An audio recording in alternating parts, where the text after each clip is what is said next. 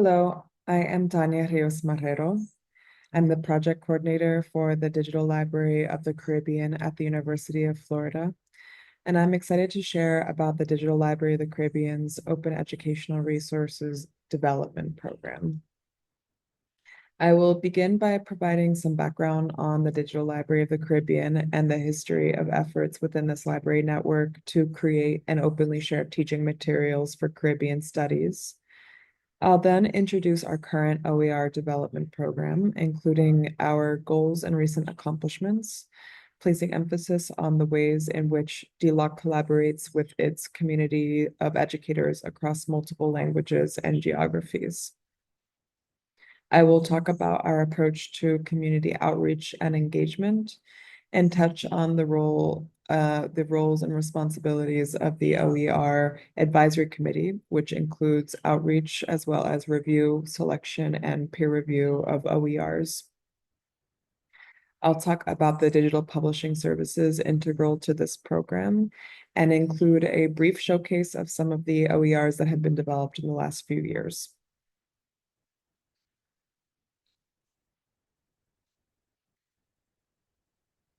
The Digital Library of the Caribbean, or DLOC for short, is a digital library that preserves and provides open access to cultural, historical, and research materials from and about the Caribbean. It was established in 2004 at a planning meeting of ACURL, the Association of Caribbean Academic Libraries. It started under the leadership of Judith Rogers, the former director of the University of the Virgin Islands Libraries, in consultation with the University of Florida, Florida International University, and 6 other founding partners. DLOC has grown to over 100 partner institutions. Partners include libraries, archives, museums, community-based organizations, and other types of heritage and memory organizations across the Caribbean region and world. Partners contribute their materials for preservation and open access and participate in governance of DLOC as an organization. Over 20 years since its founding, there are now over 4 million pages of content. About 1 million of those pages are from digitized historic newspapers. There are also historic and contemporary maps, prints and photographs, oral and popular histories, and much more. So today we have these amazing collections. DLOC is widely regarded as a major resource for Caribbean studies, and at the same time, we recognize that it's not always easy for users of the library to find materials relevant to their class, for example, or to their research. Findability can be a common challenge of digital libraries in general, particularly those like DLOC that involve different partners digitizing, creating metadata, and uploading materials independently.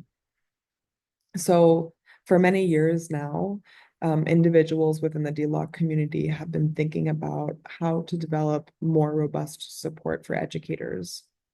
There have been a series of grant initiatives over the years focused on this. In 2019, DLOC was awarded funding from the U.S. National Endowment for the Humanities to host an institute focused on training and supporting participants to create and openly share teaching materials that blend digital humanities and Caribbean studies.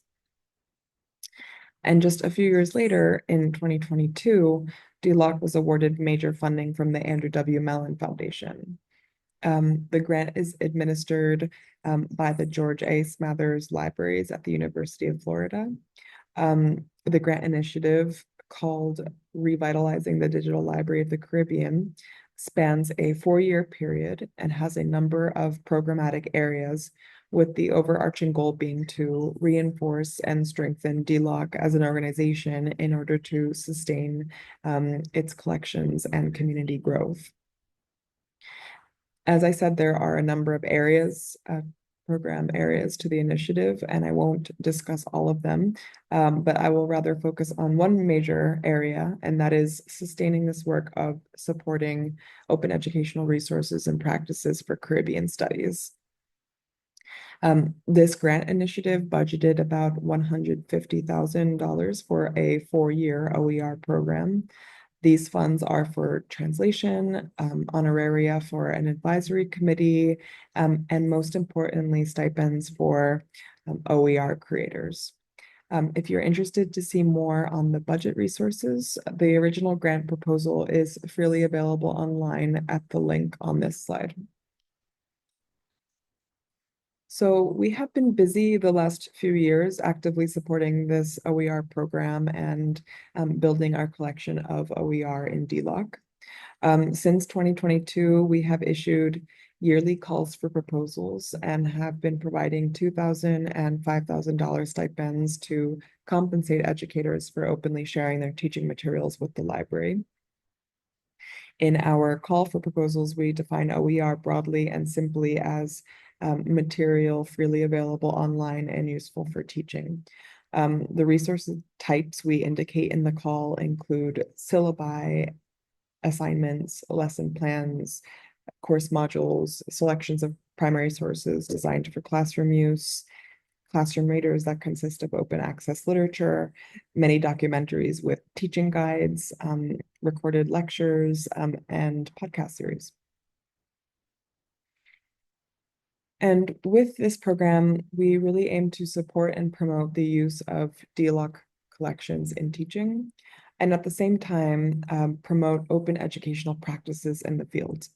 So we want to encourage educators to reuse, retain, remix, and redistribute these resources. We talk a lot with our contributors about how Creative Commons licenses on materials can enable collaboration and even co-construction of pedagogical tools and practices across different institutions and contexts. Review and selection of proposals is done in collaboration with the LOC's OER Advisory Committee. The Advisory Committee is our group of external experts in Caribbean studies, instructional design, and digital pedagogy. Not only do they review funding proposals and make recommendations for selection, this group also supports the development of the call and the criteria used for selection. And importantly, they also support broad dissemination and circulation of the call. So the committee plays a significant role in outreach and promotion, ensuring that the call and information about the program is made available through a variety of channels across the field. In addition to that, the OER Advisory Committee members conduct peer review and provide constructive feedback on completed OERs. I have found that the peer review process in and of itself is a useful tool for helping bridge connections and relationships among Caribbean studies educators. I am happy to provide a link to our peer review materials in case anybody would like to see how we conduct that process.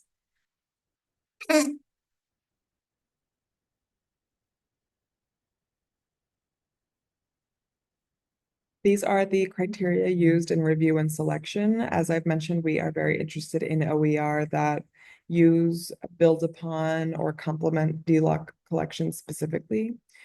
We just closed our third and final call as part of the program. If you're interested to read the call, you can still access it at the link on this slide.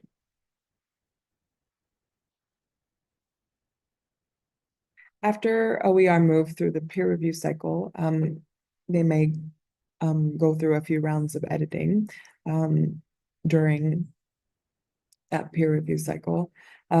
Completed works are then shared with DLOC staff. We then prepare the materials for upload to the teacher's resource collection in DLOC. There's a lot that goes on behind the scenes toward finalizing, preparing, and publishing these resources. On the slide are just a few of the services, what I would call digital publishing services conducted by DLOC staff. We proofread and copy edit, provide guidance on open licensing, copyright, and accessibility, create detailed metadata records for discovery, and more. I will note that we have a small project staff. It's 3 core staff members sharing this work among other responsibilities. Only 1 staff member of 3 works in a full-time capacity on this program.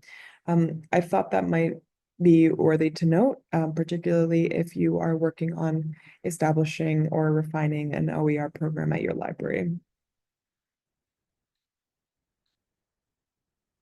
We are delighted to share that so far, DLOC has awarded $86,000 in support of 22 OER project teams in 11 countries.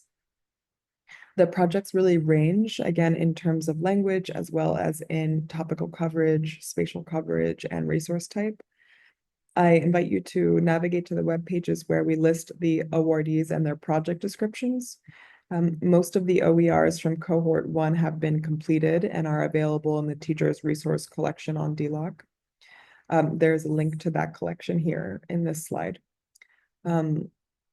Other projects, particularly those in cohort 2, are still in development and forthcoming. We just closed our third and final call, so cohort 3 is actually yet to be announced. But by 2026, which is the end of the grant period, we will upload approximately 30 new resources in multiple languages. And we will have established a workflow for new OER to be reviewed by our advisory board members and added to the library in a continuous and sustainable manner.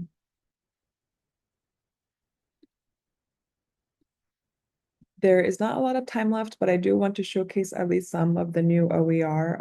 The first is a multimedia workbook by Carmen Rivera Villegas and Rocio Luque that teaches Spanish language through the poetry and letters of Puerto Rican poet Julia de Burgos. It leads students through activities and exercises for both listening and reading comprehension, while at the same time exploring the life and work of one of Puerto Rico's most prominent poets. And we used press books to host this content. Another OER in Pressbooks.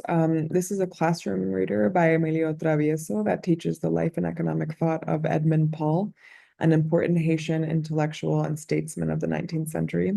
It draws on his writings and on digitized historic newspapers in DLOC and elsewhere online, and includes a bibliography of his publications with links to original documents. It is available in English, Spanish, French, and Haitian Creole. This next OER, created by Sharika Crawford, is a course module for teaching an introduction to the history and culture of the Raizal people, the indigenous inhabitants of the islands of San Andres and Providencia. This OER includes an author biography, a synopsis of the novel Los Cristales de la Sal by Cristina Bendek, classroom activities, an extended learning project, and suggested readings. And finally, this OER by Leah Rosenberg is a guide to materials available in DLOC useful to teaching on the 1865 Morant Bay Rebellion in Jamaica. The teaching guide consists of a summary of events, links to primary and secondary sources like newspapers and maps in DLOC and elsewhere online, and provides ideas and resources for teaching the Morant Bay Rebellion.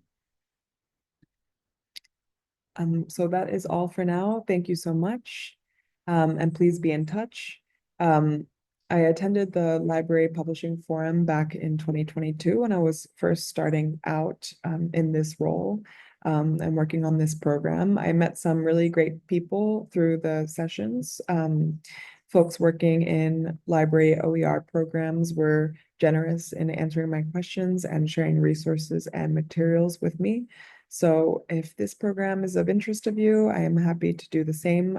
If anybody is interested in being in touch, I am happy to talk and share my experience. My email is here on this slide.